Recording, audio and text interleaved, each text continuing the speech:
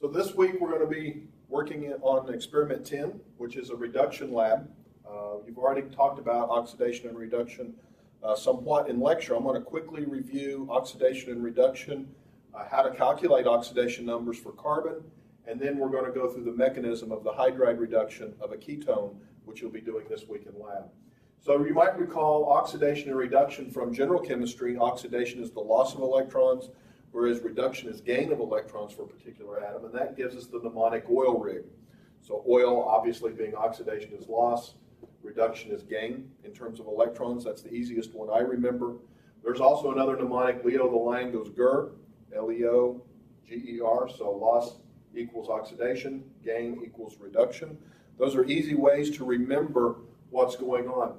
However, in organic chemistry, sometimes it's a little difficult to see, based on electrons, whether something is oxidized or reduced.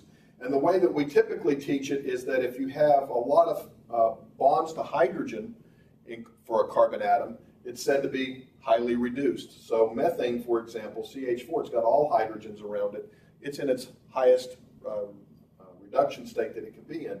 Methanol now has fewer bonds to hydrogen, and it's increasing the number of bonds to more electronegative atoms like oxygen.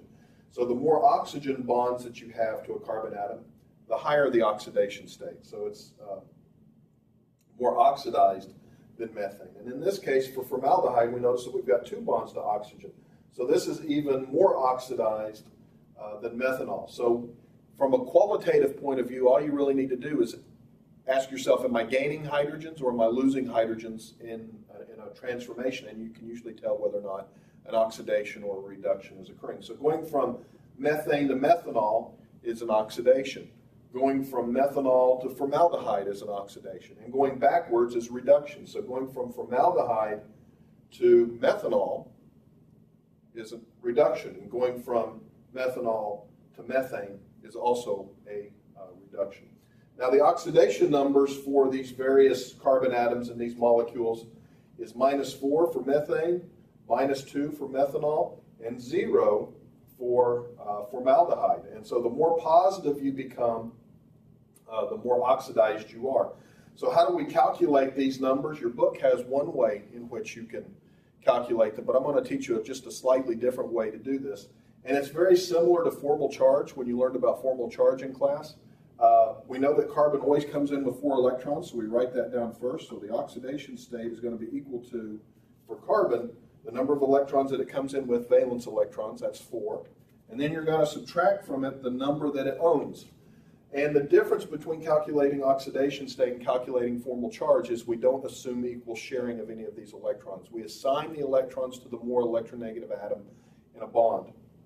So if you look at the periodic chart, you know that carbon is slightly more electronegative than hydrogen. So carbon gets all of these electrons.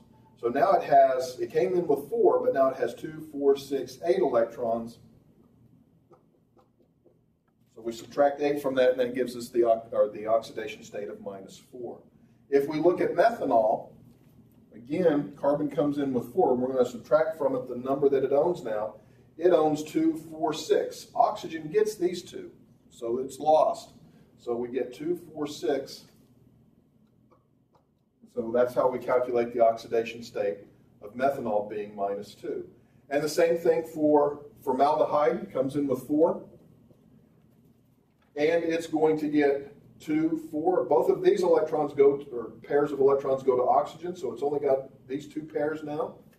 And 4 minus 4, of course, is 0. So that's the easy way to actually calculate oxidation state of carbon in a molecule. Just look at the atoms that are attached, and if the atom is more electronegative than carbon, that atom gets all the electrons. If not, carbon gets all those electrons. So we don't assume equal sharing in this particular scenario.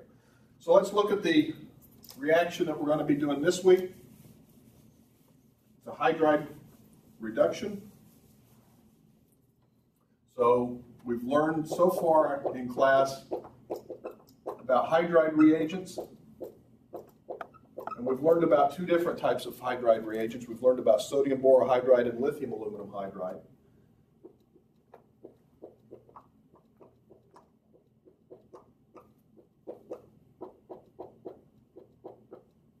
Boron has a formal negative charge here. This, of course, is being sodium borohydride, and we've also learned about the lithium aluminum hydride.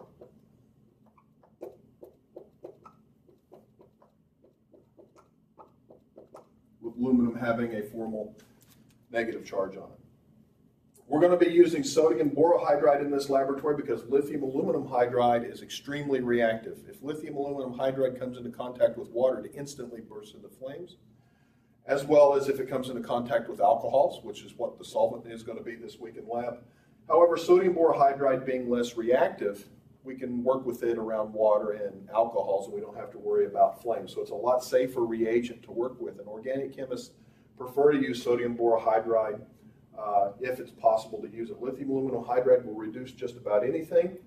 However, sodium borohydride is very selective for aldehydes and ketones, whereas lithium aluminum hydride will reduce aldehydes and ketones, but also carboxylic acids and esters and nitriles. So this is a very selective reagent for the aldehyde and the ketone, and since we're going to be doing a ketone reduction this week, it makes sense to go ahead with the sodium borohydride. Now, both of these reagents, even though they have different reactivity, we can think of both of them as H- donors, as hydride donors.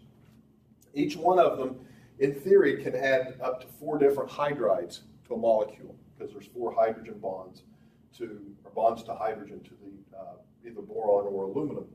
And so from a mechanistic point of view, just for simplicity's sake, we're going to treat sodium borohydride as if it's capable of delivering 4 H-.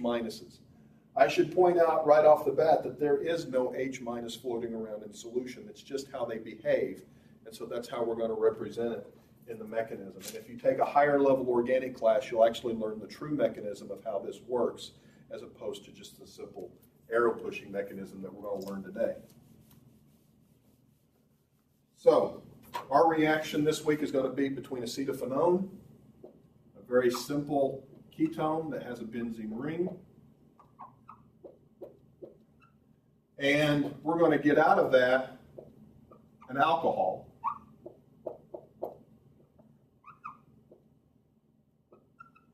And I'm going to represent the 2 different hydrogens with different colors. So we're going to have a red, and we're going to have a green hydrogen. Okay, so we're adding H2 basically across the carbon-oxygen double bond, and we're doing a reduction. We've increased the number of bonds to carbon that are hydrogen, and we've decreased the number of bonds to that carbon that are to oxygen. And so we're going to use, of course, sodium borohydride, and the solvent is going to be ethanol, a very simple, environmentally benign solvent that's very easy to use in this case. And so it turns out that we can treat the sodium borohydride as a donor of H-. And I'm going to use the green one because that's where this hydrogen comes from. So basically in the mechanism, H- will attack the weak carbonyl bond and break that weak pi bond, pushing those electrons onto the oxygen. And in doing so, you generate an intermediate